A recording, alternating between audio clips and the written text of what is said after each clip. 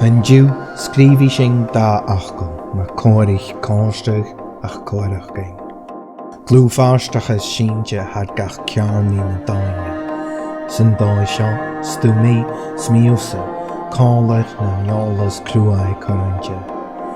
An baranach na sia ag desk nuair sofa is fón na waíomh.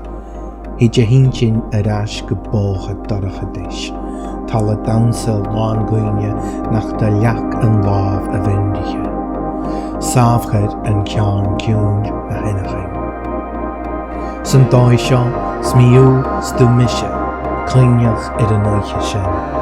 Úr híte va opais vai fihefrúm sa hittin a bhiscid, mar a hook an joch kitga a bhíon a chana. A cheann gan bliam is dácha gan scópa gan tachatas fáinde sa práfach dían na húnáin. Ach nuair a dhéirich mí sa bhapain gus a chorach gan arachgain an brain na bhicis, fa is gan daráge lárach in machrachgan in na chaimi coiches go brach, a chiúlas trontáilum go fá fiata. Ú mí ú agus mise.